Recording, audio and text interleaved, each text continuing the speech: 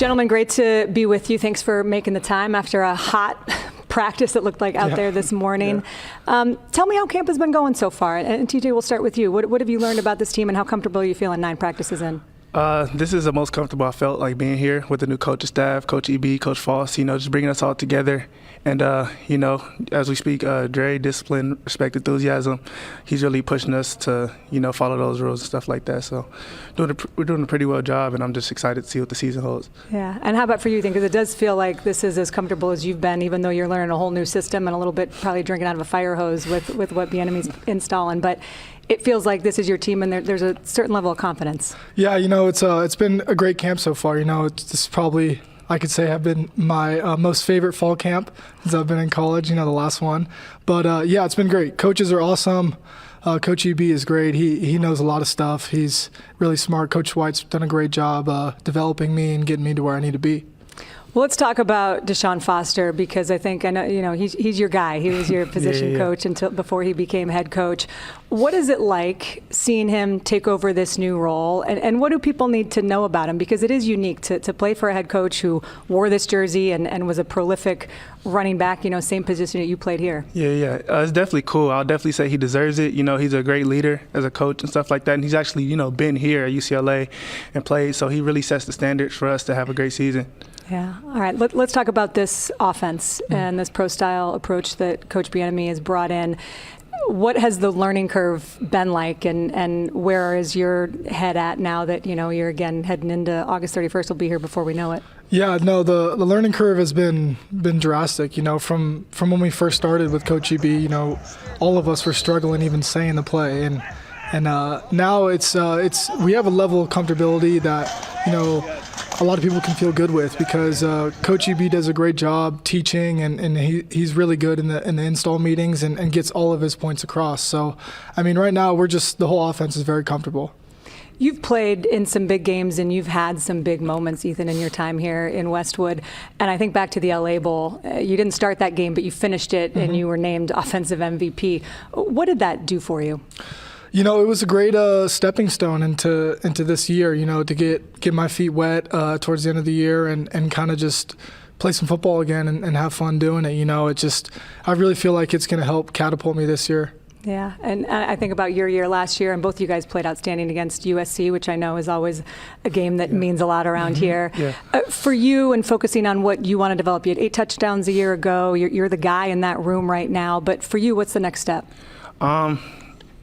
Honestly, just getting, bigger, faster, stronger. Obviously, this season with learning the playbook and stuff like that, just doing that and just, being the best version of myself that I could possibly be. What do you like about this offense? Just the variety. Like, I feel like it's just more stuff. It's more complicated, but I feel like it's going to get us ready for the NFL, since we have NFL coaches and stuff like that. So, yeah. That you do. Tell me what you've seen from your quarterback. What have you seen as he's developed? Give me the scouting report. My guy, Garbers, man, he's a great leader. With him, we're going to win a lot of games for sure. Yeah. And then I'll ask you the same thing. What have you seen from TJ? He's an every down back. He can catch out of the backfield.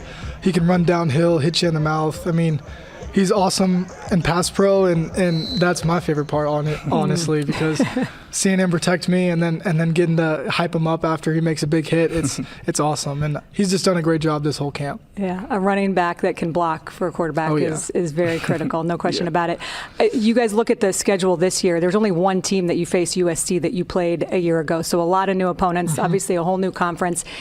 I know you're focused on Hawaii because that's game 1, but is there, as you look at the schedule, any game or place that you're most excited to go to?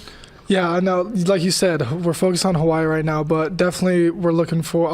At least I'm looking forward to going to Penn State and playing out there. What about you? Yeah, I'll definitely say Penn State, or even going to LSU earlier in the season. That's huge. So, I want to go out there and just, prove ourselves. Yeah, you guys have a gauntlet. It's LSU, Oregon here, and then at Penn State. Yeah, so it is going to be fun, and we're going to have fun watching you guys. Thanks for spending some time, and best of luck this season. Stay healthy. Thank you for having me. Thank you. Through and through, the head coach, DeShaun Foster, joining us now. It's great to see you. I want to talk about the transition and what it's been like, but let's start a little more granular. Practice 9 and fall camp in the books. What have you learned about your team so far, Coach? Just a bunch of resilient guys. A lot of new And the transition that they've done has been a good job, picking up the offense, new defensive coordinator. I'm just proud of the guys, the approach that they've taken into this coming out of spring. So, we're making strides and looking forward to playing in 2 weeks. What has the transition been like for you? Because I think I've talked to other first-year head coaches, and they say no matter what advice you get, no matter what you think it's going to be, you can never fully be prepared to sit in that seat. So what has been different, or what has been surprising or unique about this transition for you? It's just awesome that I'm at my alma mater, but, you're involved in everything. I've been here a long time, and I was a running back coach, and, I thought I knew a lot of things, but you're just involved in everything. And I think it would have been a lot difficult if it was out of school that I hadn't been a part of. But since I've been here, I kind of know how things operate, and I was able to hit it running, and here we are. Okay, so you grew up playing in this part of this state. You've obviously, as Ashley referenced, coached here for a long time. What's it been like with the community, right? Spring, Friday Night Lights, it's packed out, a couple thousand people here. This past weekend, scrimmage, open to the public, food trucks, a couple hundred people here. What have you noticed about how the community has embraced you and this new staff? Just the support. We're getting it from campus, is supporting us, fans on the outside. I just wanted to open it up and let them know what UCLA has to offer. This is a great university. We win a lot of games. We play in championships in every sport. So, I just wanted to let people know, come be a part of this, come see what we're about, and it's been going good so far. Okay, so we know that you kind of got a late start when you got the job. It was later than traditionally when coaches become head coaches. This staff also was brought together relatively quickly. What have you noticed from spring to now, and how has maybe even the NFL experience from this staff helped you guys implement the schemes? I think that really helped us because I think the staff was together like a week and a half before we was able to install for the offense. So it was just amazing that they were able to do that and get our guys to learn the plays and perform in spring. And then coming into this, they really took the reins in the summer to figure things out themselves and come out there and do a lot of player-led practices. So that's where Ethan was able to insert his leadership on the team, and you can really see that on the field now.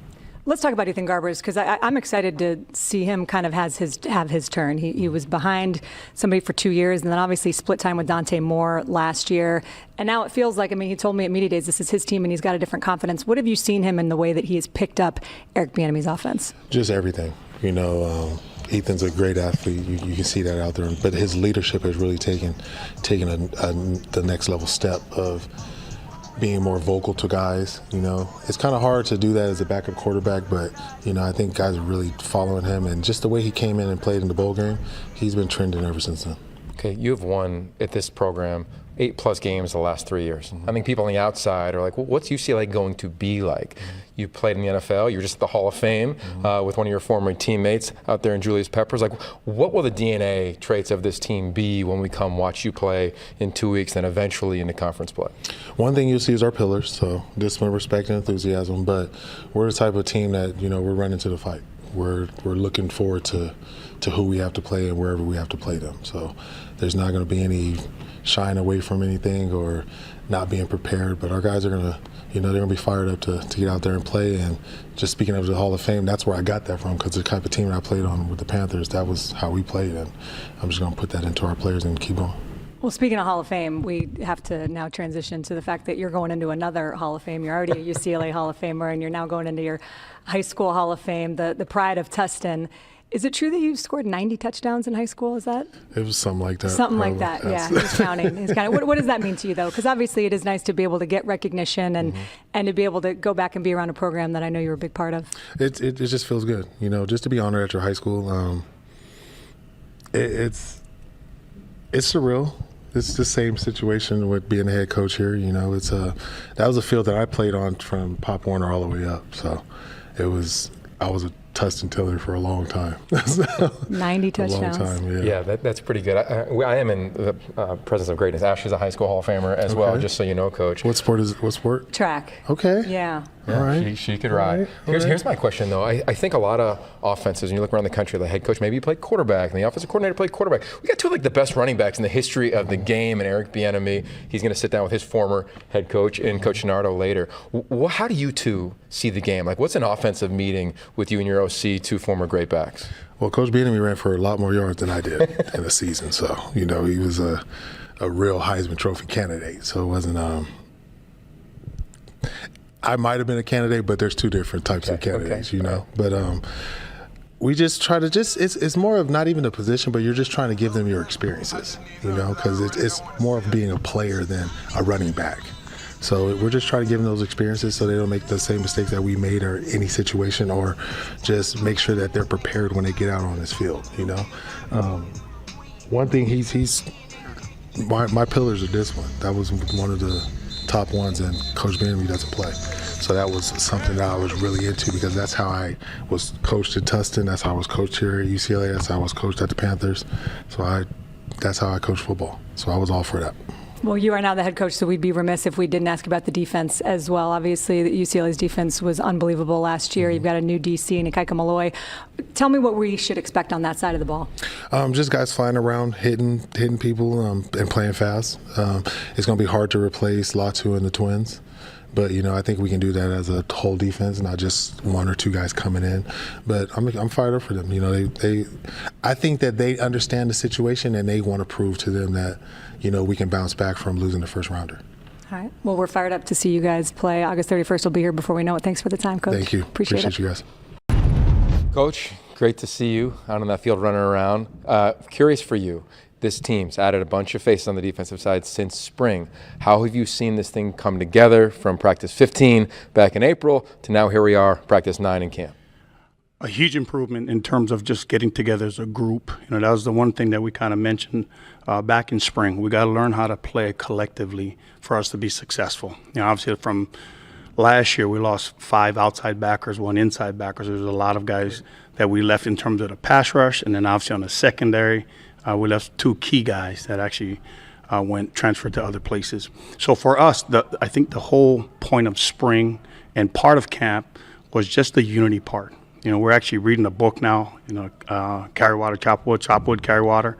And part of it is just for everybody to know how to sacrifice for one another. That seems to be our mantra this year. And I think everybody's starting to learn as they play their own parts. It's just a different way of how I presented it. But as they play their own parts, it'll help the whole. Whenever there's elite players in a room, it obviously elevates it. A lot of those players, to your point, have left. How have they left the standard in the room, especially up front with those front 4 that caused so much havoc a year ago? Yeah, it's been awesome. You know, the one thing that we liked from the people that left was the technique that they've done. So Jay will probably he's the leader of the front this year, and they carried on the momentum of working out on the weekends. You know, they went, whether they go to the beach or they come here, everything was about technique that they could build when nobody else was watching, nobody else is looking. Coaches aren't here. You know, at the time I'm at Hawaii during my vacation, right? Kain took the lead that way. So they were communicating with me in terms of what they were doing in the summer, but more importantly, keeping the foundation sound, which for us is technique. You have a unique experience, I think, a lot of young coaches go through, where you've been here for 3 years, but this is the first year you're the coordinator, and so you can put your own mark on it, especially since you know the players. So how do you decide what to keep and what to change? Well, for me, I think I approach it as if it ain't broke, don't fix it. So we kept a lot of things the same. But I also have a very experienced staff. You know, Clancy Pendergast, been an NFL coordinator, you know, NFL in college as well. Brian Norwood. So I'm trying to take ideas from other people and then kind of put it to what my personality would be. And then from there, do we have same as? Instead of recreating something, because if I did coach, then that would have been the 4th year they would have learned a new playbook. So for us, keep the foundation same, which is technique and fundamentals. Maybe add on a flavor here or 2, and then kind of go from there. As you studied the Big Ten that you're joining, how is it different from the Pac-12 that you're leaving? Completely different, almost on the opposite spectrum. Well, so even when I was a player playing at the University of Washington, the Big Ten was known for powerhouse football. At any point in time, I mean, for us, you had to get them out of running the ball to put them in your role. In the Pac-12, everything was quarterback-driven. So it's all about coverages and disguises and how much pressure you can put on a quarterback. So it'll be a push and pull from 2 different conferences coming together. You know, one will have to build the physicality part, at least in my opinion, and then the focus on that. And then I believe on the Big Ten side, they're trying to figure out the spread offenses and things of that nature where it's not always powerhouse. So I think as a whole, I'm really excited about the Big Ten because we're bringing so much to the table for both teams, both sides. The minute we got on the practice field, Coach made a beeline to see Jay Toya, the interior defensive lineman. He stood out, as you referenced. So did Femi Oladejo, just from his body type and his athleticism. Where do you want to utilize him as a linebacker within this scheme? Yeah, we'll use him to make sure we can protect him inside as a linebacker so he can run from sideline to sideline. This defense is really built for linebackers. We're just fortunate that we have a defensive tackle that can also make plays and create disruption. But for Femi, his whole job is to make sure he can put the nose on a ball and then go track it down, just like how a dog will hunt down any ball that you throw, right? And then I want to add on to his game and try to teach him kind of what we taught the outside backers last year, so I can put him on the outside edge and have him pass rush. That particular room, the inside linebacker room, is very deep. So for me, I think it'll just benefit us as a group, as a defense, to get more of those inside backers out on the field. Thanks, Coach. It was a blast to watch you teach today. Cannot wait for the season. Thank you so much for having me. Thanks, Coach. Coach, before we talk about UCLA offense, let's talk about a shared experience you and I had. 1990, we're part of the national championship team at Colorado, and you were third in the Heisman. You were one of our great players. And I tell everybody, when EB was playing tailback, he could be in that position and he could tell you what all of the other 10 guys were doing on every single play. You were not only intense, but you were one of the smartest players I've ever been around. Why'd you get into coaching? You know what, Coach, and thank you for that introduction. First of all, I don't want Coach to not be ignored. Coach was a great offensive coordinator, and what made him even better is that he had to deal with all of us, and we put him through hell. But he was an outstanding coach. He led us and taught us the game and gave us an opportunity to pursue our dreams.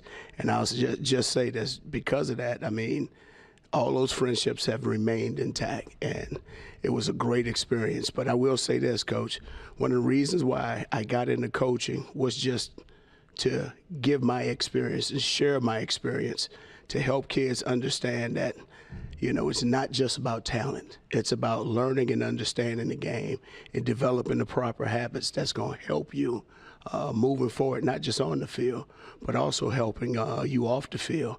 So it's about the consistency and the things that life presents to you every day, and every day there's a challenge. And so I just want these kids to understand, let's make sure we don't take anything for granted, just how you guys presented to us, because I'll never forget that.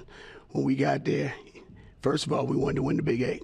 We had to go beat Oklahoma and Nebraska, but about a national championship, and that's the same aspirations that I've always wanted to give back to these young men. Your reputation as a coach is intense. In fact, part of my summer preparations, I get one of the football magazines, and I was reading the magazines, and I was reading about UCLA, and one of the comments, or one of the sentences was, will the UCLA players understand the demanding style of Eric Bieniemy? So I have this theory that because you were, if I could use the term, a little nuts, intense, you think that's the way the game should be played. So is it fair to say that your playing style and your coaching style are pretty much the same? Yes, and the thing that I pride myself on, too, is developing a relationship with the guys, because there's a method to my style, my unique approach. Because first and foremost, I always tell them, my job is to teach you. If I've seen you do it right the first time, it's worth doing it right all the time. So I always stress the importance of being disciplined. On top of that, learning how to put consistent habits on tape every single day. So if you're not doing what I'm asking you to do, you've shown me that you can do it. Right. All right, so now it's about making sure you can do it on a consistent basis. So when I don't see that, that's when the problems come about. Not so much as a problem, but it becomes about accountability. Right. I want them to understand, you know, and I always share the story. I almost cost us a national championship, fumbling the ball fourth. I got blamed for the fifth one. I'm going to take it, fumbling 5 times. I remember. Yes. But, you know, I thank God, you know, Coach Mack gave me an opportunity to go out and amend that, and I ended up scoring 4 touchdowns. So I want these guys to understand that you can't take a play for granted. You can't take this moment for granted. You can't take this opportunity for granted, because you never know which play might be the last one or the play that's going to define what takes place moving forward. You've been an offensive coordinator for several years. I think the most difficult thing in college football is calling the plays. I think it's more difficult than the head coach's job. Is calling plays an art or a science? I go back and forth. You have your play sheet, 1st and 10, this is what you want to do. But then you can get off the script. Do you find yourself on and off the script, or do you stick with the script? You know what, I think when things are going great, you're with the script. But at times when things are a little shaky, you're not seeing exactly what you probably thought you were expecting to see. Now it's about finding ways to get the quarterback in rhythm. And you always want to make sure that you got a plan. Okay, these are the plays that I know that he likes. All right, on top of that, making sure that, we got easy protection, nice, easy completion throws, but we have to be able to run it as well. So, yes, I think there is an art to it, but I also think there is a science. But more importantly, you got to know the person that you have behind the center. So that becomes even more at stake when you're placed in that situation. So I give those guys a lot of freedom, but I also want to know what they like. Tell us what the UCLA offense is going to look like. You know what? It's going to be a mix of everything. We're going to run the ball. Obviously, that's of importance. You got to be able to run it to win a championship. But, yes, we will throw it around. But we have to do a great job of possessing the ball. We're going into this new conference. Obviously, it's historical for all the accolades. But, we just want to make sure that we're mentally and physically tough. We're disciplined and consistent with our habits, and we go out and compete one play at a time. And if we can do that, we'll give ourselves a chance to have a chance. Well, you were a great player. It was great to be back on the field with you. I never thought that would happen again. Have a great year. Well, thank you, Coach. It's great seeing you, and this is very, very surreal, and I appreciate you. Thank you, Coach. Thank you. Thank you. It does feel like every rep counts. We're 9 practices into fall camp, and August 31st will be here before you know it. So let's start big picture. How are you feeling about camp and where things are heading into kind of this new era? Yeah, I'm feeling good. I'm feeling confident every day. We're taking another step, another level, getting 1% better, whether that's offense, defense, back end, front end, D-line. So I'm feeling very confident, and this era is amazing, and I can't wait to get into the Rose Bowl and get at these games and take it from there. So. Yeah. How about you, Femi? Yeah, I said the same thing what Kain said. Excited. It's really a lot of energy out there, new era. It's fun playing out there with the D-line, the corners, the safeties, everybody. So I'm excited as well. Yeah, and it sounds like you've been moving around a little bit. You're an inside linebacker, but playing some outside. We know what this team lost on the edge, Leatu Latu and the Murphy twins. So tell me, your position and how this defense is coming together from you this fall. Yeah, absolutely. Just want to play whatever the team needs me to play. I just want to be an athlete, be versatile, and make plays as a team. Yeah. Obviously, Danton Lynn is now at USC, but you guys got Ikaika Malloe, who, you know well, and I think brings a lot to this defense. He talked about the energy and being able to keep the same scheme. You mentioned what we lose, but you guys have a lot of talented guys back. For you, as kind of the veteran and heart and soul of this defense, what do you see and what's going to be the key for this team? I think the key is just coming together and just believing in the person next to you. We've spent all spring, all summer, all fall now, getting to know this defense and coming along as a brotherhood. So the biggest thing is just going to be, like Coach Malloe said, the energy and, just relying on your brothers that they know what they're doing and just kind of that one heartbeat type of defense. So what's it like having him as the defensive coordinator? It's amazing. Yeah. It's amazing. He's very knowledgeable of the game, and it's a blessing to be able to learn that and hear him, in our earpiece, kind of just talking, be ready for this, be ready for that. And so, it's a blessing to learn from Coach Malloe. Well, you mentioned the earpiece, and from what I understand, you'll be the green dot. You'll be one of the guys that Coach can talk to in the game, and that's new this year, a new rule. What is that like, and is there some adjustment, and can you turn it off? Yeah, so it cuts off at a certain time. Okay. When the play clock hits a certain time, I think at 15 seconds or after 15 seconds. And it's different for sure. We're used to looking to the sideline and getting a signal, and now they're relying on me to tell everybody what we're in and get the front set and tell Femi, so he knows what we're in as well. So it's going to be a big step, but, I can't wait to see what it brings. So yeah, it's going to be fun to watch. And I think, we always ask guys to evaluate their own game, but I'm going to have you evaluate each other's game. So Femi, tell me what you appreciate about the way this guy plays football. I think the biggest thing, as you said, he used to be a receiver, his quickness. Kain is he's really twitchy. He can he's a versatile athlete. He can play safety right now if he wanted to. So just having that in the box with his presence, but also being physical and aggressive, it's a great dual threat to just be in the box and play fast.